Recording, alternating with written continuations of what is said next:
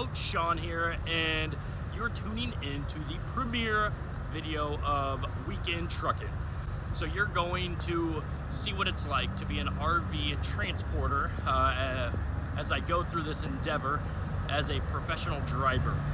So we're going to go from Elkhart, Indiana to Idaho, down to SoCal, or maybe Nevada. We'll see what it's like when we get there. So as we leave the world's largest truck stop, which that place is crazy, if you haven't been there, the truck stop side of it, and then just the convenience store side, it's crazy big.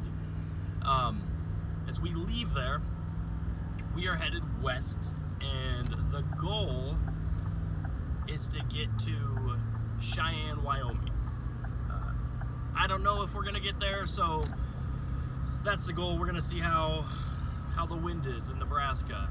So just some of the things that you have to pay attention to, they may hinder you on your trip. But we have 14 hours from when I started back there to get 11 hours of driving in. You got to take a mandatory 30-minute break after 8 hours of driving, and those are just the hours of service.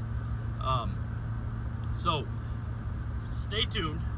I'm going to show you some of the road. I'm going to show you, whether it be in this episode or multiple different shorter episodes, what the Grande Hotel is that I stay at every night, and just some of the cool little things. Like how do you maintain a dad bod while still being on the road, and then I'll talk about, are you making any money doing this, or are you just driving away from all the COVID crap? So stay tuned. We are on the road. We have a lot of driving ahead of us. In the RV transporter weekend trucking gig, the best thing since sliced bread are just pull-off rest stations. You get in, you go pee, and you're right back on the road in a few minutes. So that's what I'm going to do.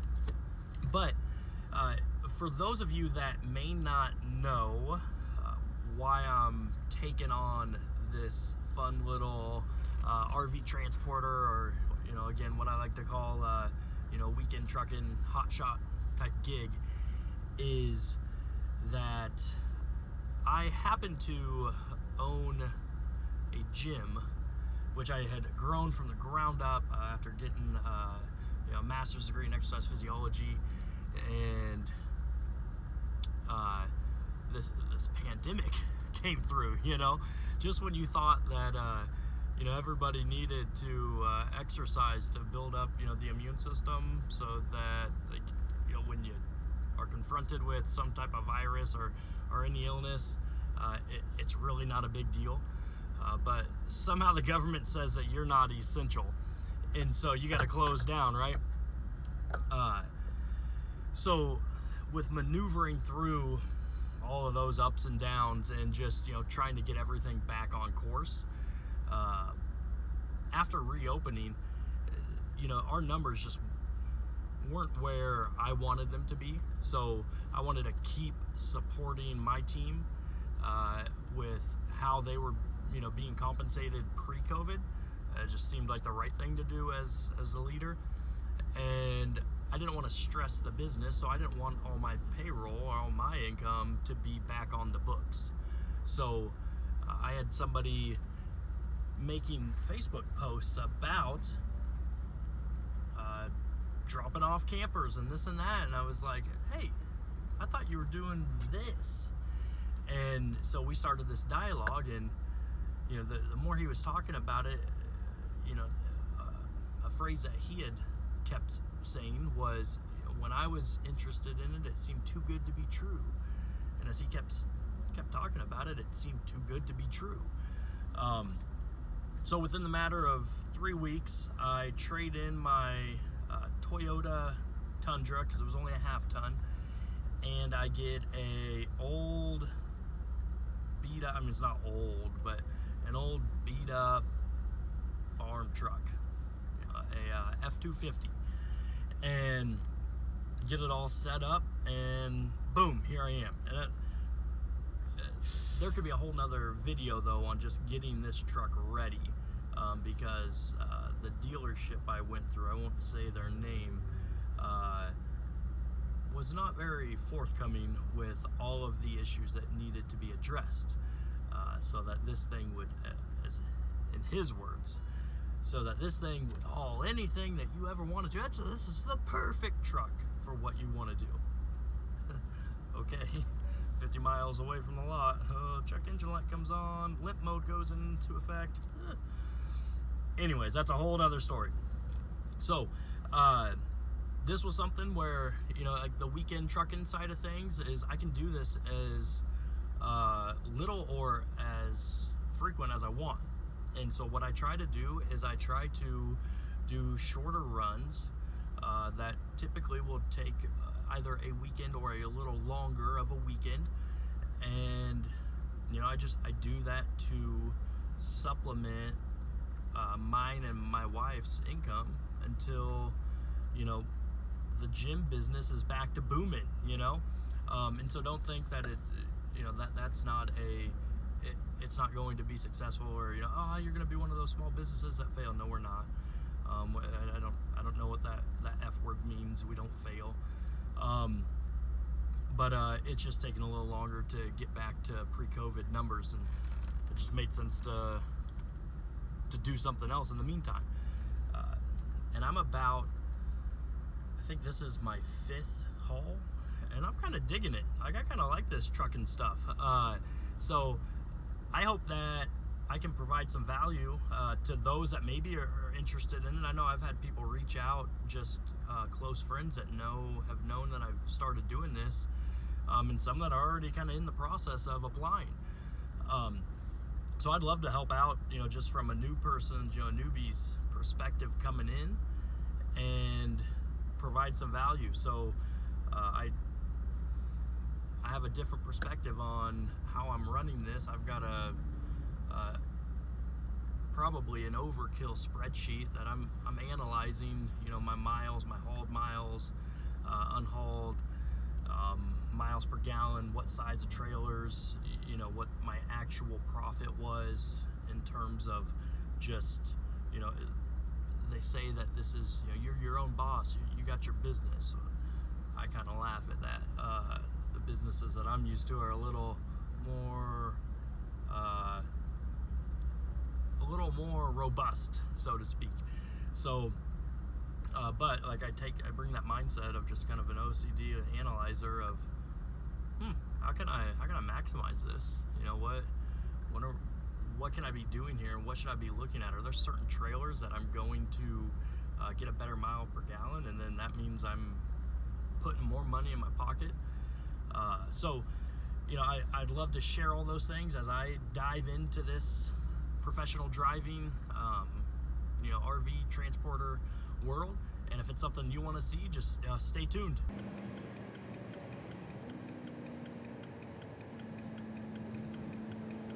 So I'm pulling into a weigh station. Again, it's only my 5th haul, and I always get nervous. I don't know if they're going to pull me over or what's going to happen, but here we go.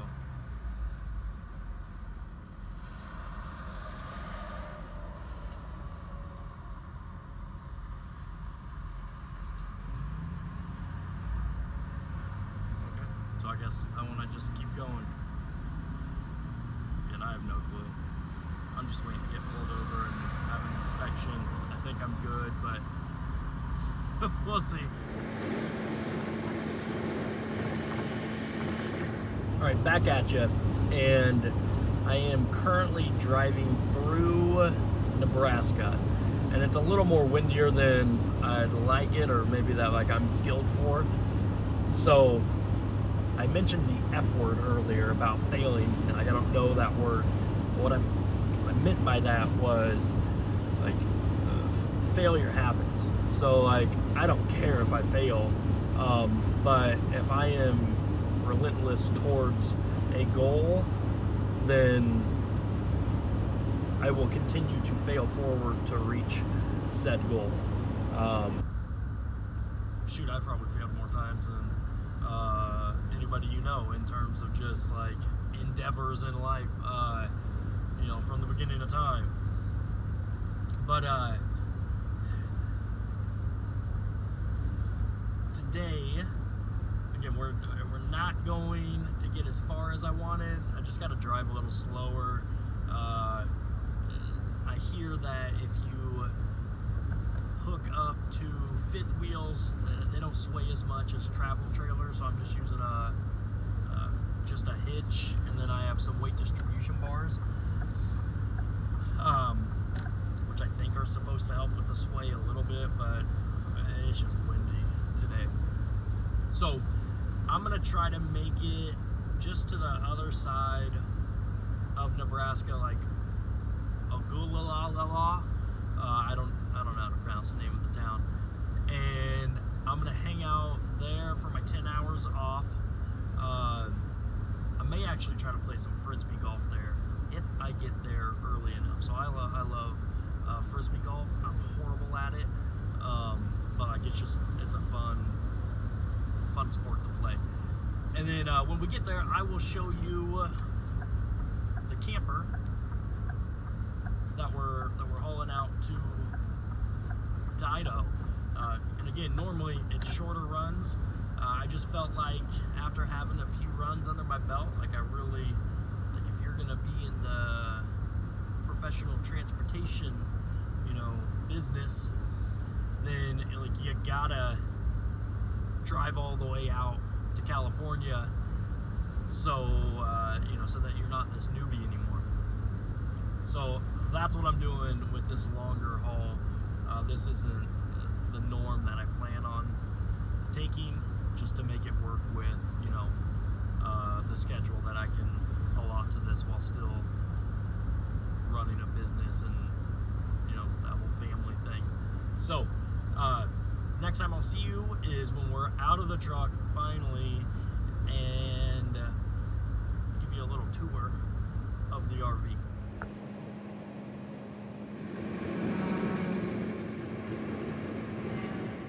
Okay, so we fell about 170 miles short of getting to Cheyenne, but we made it to the Aubibles, Nebraska. Unfortunately, it just got dark way too fast, so there was no frisbee golf tonight, but throughout this, I've already been scouting it out, and there's some pretty sweet courses that are up where I drop off at and kind of down along the path of where I'm going to be taking that second load or that second camper to. So I will be getting some solid disc golfing in, and for those of you that are wondering, I am not an expert.